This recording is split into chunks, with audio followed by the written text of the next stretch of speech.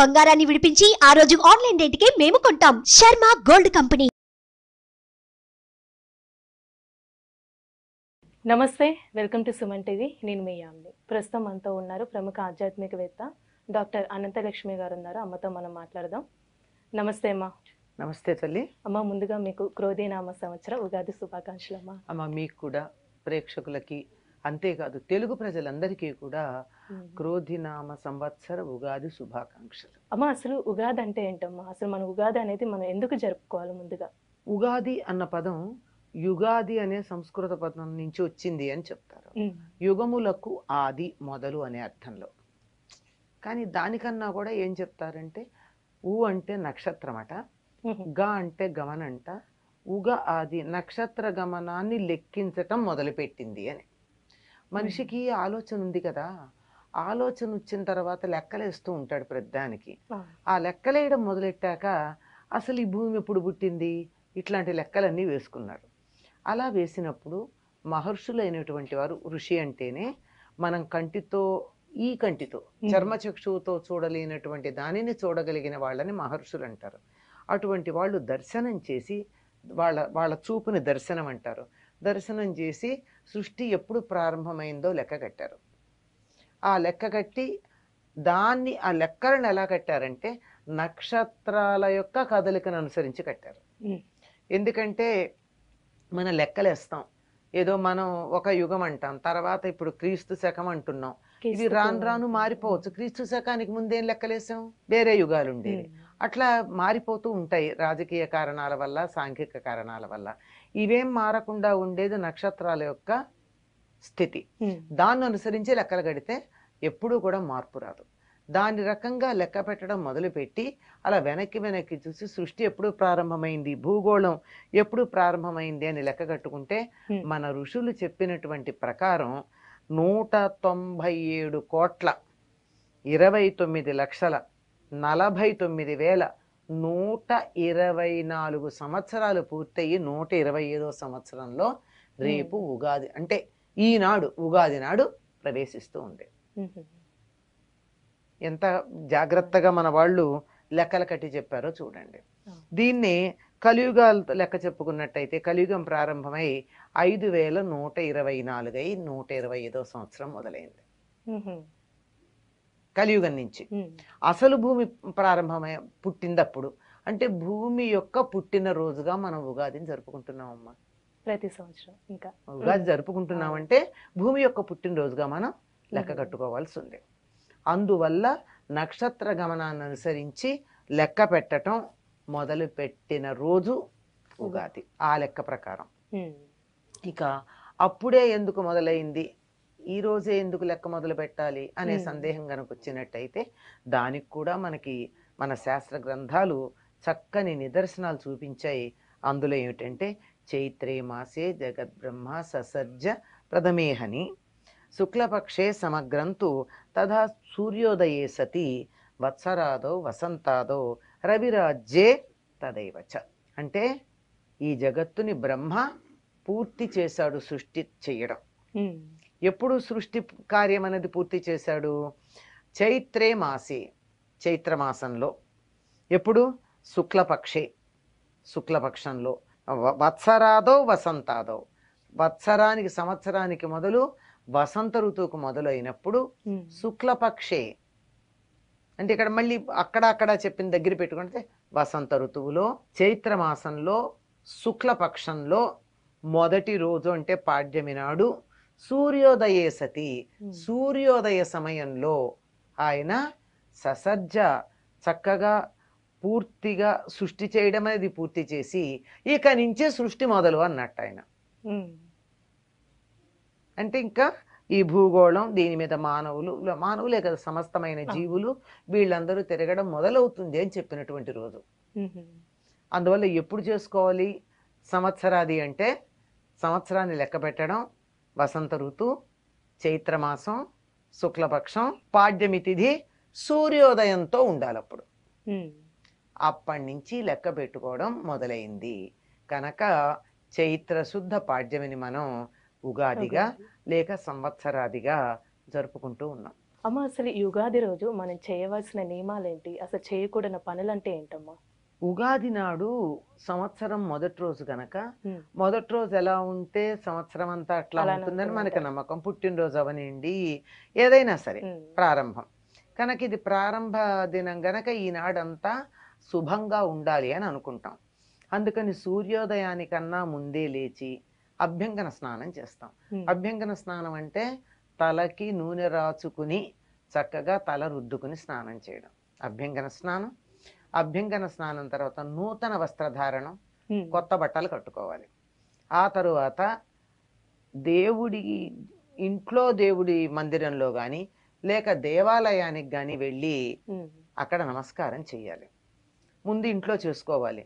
చేసుకుని దేవుడికి ఉగాది పచ్చడి నివేదన చేసి ప్రసాదంగా స్వీకరించాలి. ఉమ్, ఇంటి పైన ఒక జెండా ఎగరవేయాలి. అంటే జెండా ఎందుకు ఎగరేస్తాం? ఉమ్, ఆనందానికి సంకేతం. ఉమ్, జెండా సంతోషంగా ఉంటే జెండా ఎగరేస్తాం. ఎవరైనా దేశ నాయకులు చనిపోతే ఏం చేస్తామమ్మా? జెండాని కిందకి దించుతాం. ఉమ్, అంటే సంతోషానికి సంకేతం జెండా ఎగరేయటం. ఉమ్, ఎందుకో మనకి కాలగర్భంలో అది గతించిపోయింది. ఎక్కువ మనం వినలేదు. జెండాలు ఎగరేయడం ఉత్తర దేశంలో ఉంది కానీ మన దగ్గర లేదు. ఉమ్, ఆ తరువాత చేయవలసింది ఏమిటంటే మిగిలిన పండగల కన్నా భిన్నంగా చేసేటటువంటిది పంచాంగ శ్రవణం. అమ్మ ఇప్పుడు పంచాంగం అనేది అందరి ఇళ్లలో ఉండాలా? అంటే ఆ రోజు ప్రత్యేకంగా తెచ్చుకోవాలంటారా పంచాంగం అనేది? అంటే అంటే పంచాంగం అప్పట్లో చదవడం చేతైన వాళ్ళు, ఉమ్, ఇవాళ తిథి ఏమిటి అంటే చూడగలిగిన వాళ్ళు, వారం తెలుస్తూనే ఉంటుంది, నక్షత్రం చూసుకుని, నక్షత్రం మనం నిత్యం పూజలో చెప్పుకోం కానీ నక్షత్రం దేనికి? ఎక్కడికన్నా బయలుదేరుతుంటే తారాబలం చూసుకోవడానికి. ఇవి చేతైనటువంటి వాళ్ళు ఇంట్లో పంచాంగం పెట్టుకోవడం మంచిది. ఉమ్, ఇవి చేత కానప్పుడు ఎవరో ఒకళ్ళ దగ్గరికి వెళ్ళేటప్పుడు లేకపోయినా పర్వాలేదు కానీ ఉంటే మాత్రం ఎమర్జెన్సీకి ఇప్పుడు ఎవరో వచ్చారు పండితుడు, ఇవాళ ఈ నక్షత్రం మేము చెయ్యొచ్చా అంటే గబగబా ఇంట్లో పుస్తకం ఉంటే ఆయనకి ఇస్తాం. అందువల్ల ఇంట్లో పెట్టుకోవడం మంచిదే. పంచాంగం అంటే కాలానికి సంబంధించిన 5 లక్షణాలని చెప్పేది. ఉమ్, కాలాన్ని గుర్తించాలంటే 5 ఉంటాయి: తిథి, వార, నక్షత్ర, యోగ, కరణాలు. ఈ 5 గురించి చెప్పేటటువంటి పంచాంగం. అమ్మ ఇప్పుడు పంచాంగం అనేది మన ఇంట్లో అసలు ఎందుకు తెచ్చుకోవాలి? అలానే ఎందుకు వినాలమ్మా? ఆ రోజు మనం ప్రత్యేకంగా ఆ రోజే వింటారు, సంవత్సరంలో ఆ రోజు ప్రత్యేకంగా వింటారు ఎందుకమ్మా? అంటే పూర్వకాలం ప్రతిరోజు ఇంటికి యాయవార బ్రాహ్మడు వచ్చి ఆ రోజు తిథివార నక్షత్ర యోగ కరణాలు చెప్పి సీతారామాభ్యాన్న మహా అంటే ఒక గుప్పెడు బియ్యం వేసేవాళ్ళు. ఇప్పుడు అలా చెప్పేవాళ్ళు లేరు గనక మనకు అందుబాటులో ఉండాలి.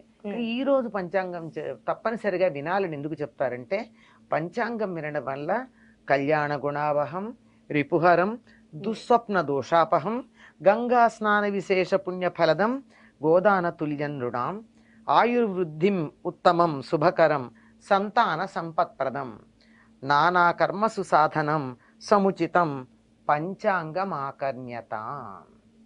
పంచాంగాన్ని వినాలయ్యా, మంచి శుభాలు కలిగిస్తుంది, శత్రువులు నాశనం చేస్తుంది, చెడు కళలు వస్తే దాని చెడ్డ కళల ఫలితాన్ని పోగొడుతుంది, గంగా స్నానం చేసినటువంటి ఫలితాన్ని లభింపజేస్తుంది, గోదానం చేసినటువంటి పుణ్యం కలుగుతుంది, ఆయుష్ని వృద్ధి చేస్తుంది, శుభాన్ని కలిగిస్తుంది, సంతానం యొక్క ఫలితాన్ని ఇస్తుంది, అన్ని పనులకి సాధనంగా ఉంటుంది. తప్పనిసరిగా వినాలి అంటారు.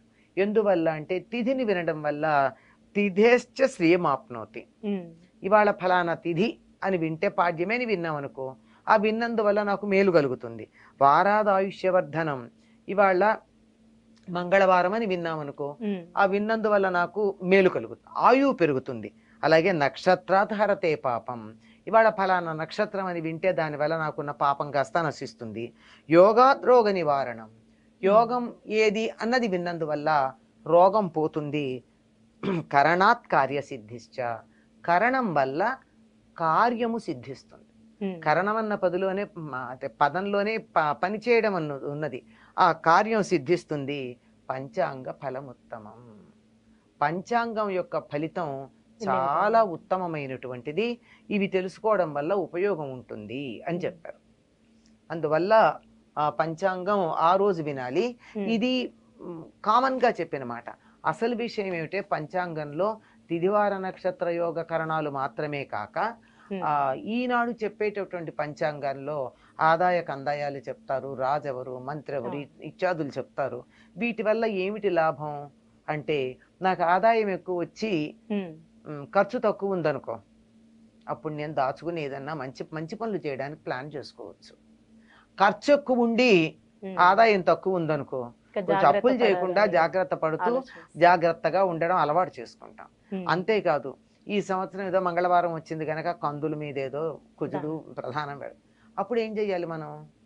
కందిపప్పు ముందే కొని తెచ్చి పెట్టుకోవాలి, లాభం. కంది పంట వేయడం తగ్గించుకోవాలి, లేకపోతే పంటలు పండవు. లేదా మన ప్రాంతంలో కంది పండుతుంది అని కనుక తెలిస్తే వెంటనే అన్ని పంటలు మాని కంది పంట వేస్తే వాడు లాభం వస్తుంది. కనుక ఒక సంవత్సరానికి సరిపడినటువంటి ప్రణాళిక, ఆర్థిక ప్రణాళిక, వ్యవసాయ ప్రణాళిక, మన నిత్య జీవితంలో చేసుకునే పనుల యొక్క ప్రణాళిక వేసుకోవడానికి పంచాంగం వినాలి. ఏదో ఫలానా అప్పుడు పుష్కరాలు ఉన్నాయి, ఫలానా అప్పుడు కత్తెర ఉంది, అప్పుడు గ్రహణాలు ఉన్నాయి, ఇవన్నీ ముందు తెలుసుకుంటే మనం ఆ సమయంలో పనులు పెట్టుకోం కదా. లేదా ఫలానప్పుడు ఏదో ఉంది అంటే పెళ్లి పెట్టుకోం కదా, శూన్యమాసం అని తెలిస్తే. కనుక సంవత్సరానికి ఒక ప్రణాళిక వేసుకోవడానికి కోసం మనం తప్పనిసరిగా పంచాంగాన్ని వినాలి అని చెప్తారు. అట్లా చెప్తే మనకి పెద్ద బుర్రకి ఎక్కదు. కనుక ఏమన్నారు, ఇది వింటే ఈ పుణ్యం, అది వింటే ఆ పుణ్యం అని చెప్పి మన చేత బలవంతంగా వినిపించారు. అది పంచాంగం యొక్క ఫలం. అలానమ్మా, ఆ రోజు చేయకూడని నియమాలు అంటే ఏంటమ్మా? చేయకూడని పనులు అనుకోండి. ఇంకా అమ్మా, మొట్టమొదటి రోజు ఏది చేస్తే అది సంవత్సరం అంతా ఉంటుందంటారు కనుక ఎప్పుడూ కూడా మనం బాగుండాలి అనుకున్నప్పుడు మామూలుగా కూడా చేయడం మంచిదే. ఇటువంటప్పుడు చాలా జాగ్రత్తగా పాటించవలసినవి ఏమిటంటే, నోట్లో నుంచి చెడ్డమాట రాకుండా ఉండాలి. ఎవరితోనూ తగాదా పెట్టుకోకూడదు. ఇవాళ తగాదా పెట్టుకుంటే జీవితం అంతా తగాదా ఉంటుంది. ఇవాళ ఏడిస్తే జీవితం అంతా కాదు, కనీసం సంవత్సరం అంతా ఉంటాయి. కనుక ఏ చెడ్డ పనులు చెయ్యకూడదు. వీలైనంత వరకు సత్కార్యాలు చెయ్యాలి. అంతేకాదు, దానాలు చేస్తే చాలా మంచిది. కొత్త సంవత్సరం కదా, కొత్త సంవత్సర ప్రారంభంలో దానం చేస్తే మంచిది. ఏదో జ్యోతిష్ శాస్త్ర పండితులను అడిగితే ఈ దానం చేస్తే ఇంత మంచిది, ఆ దానం చేస్తే ఇంత మంచిది అని వాళ్ళు లెక్కలు చెప్తారు. అందులోనూ మన యొక్క జాతక ప్రభావాన్ని అనుసరించి ఆ జాతకంలో ఉన్న నక్షత్రాలు ఏమున్నాయి, ఆ నక్షత్రానికి కొన్ని, వీటన్నిటి బట్టి అవి ఇవి చెప్తారు. కానీ అవన్నీ గుర్తుంటే మంచిది. లేదంటే హాయిగా ఎంతో కొంత వస్త్రదానాన్ని మించింది లేదు, అన్నదానాన్ని మించింది లేదు. అన్నదానం, వస్త్రదానం, ధనదానం చేసేయండి, అయిపోతుంది. ఏదో ఒకటి ఇతరులు సంతోషపడే పని ఏ ఒక్కటి చేసినా మంచిదే ఆ రోజు. ఇక మిగిలిన పండగలకి ఈ పండగకి ఉన్న విశేషం ఏమిటంటే తేడా, పంచాంగ శ్రవణంతో పాటుగా ఉగాది పచ్చడి, 6 రుచుల సమ్మేళనం అంటారు. చాలా ఎందుకు అంటే 6 రుచుల సమ్మేళనంలో జీవితంలో అన్నింటినీ సమానంగా స్వీకరించాలని చెప్పడంతో పాటుగా ప్రకృతికి మనం దగ్గరగా ఉండడం ఇందులో విశేషం. ఈ వసంత ఋతువు, శరదృతువు అన్నవి యమదంష్టలుగా చెప్పబడ్డాయి. ఈ యమదంష్టలు అంటే ఏంటి? యముడు చాలా కూరలు రెడీగా పెట్టుకున్నాడు అనమాట, కసక్కం అనడానికి. అంచేత ఆయన కూరలకి చిక్కకుండా ఉండడానికి ఆరోగ్య సూత్రాలు పాటించాలి. ఈ ఆరోగ్య సూత్రాలు మనది ఎంతసేపు పర్యావరణంతో సంబంధం ఉంటుంది. ఏ పండగ చేసుకున్నా వ్యక్తి, కుటుంబము, సమాజము, పర్యావరణము, అంతరిక్షంలో ఉండే జ్యోతిష్ శాస్త్రం, వీటి సమన్వయం లేని పండగ ఏదీ లేదు మనకి.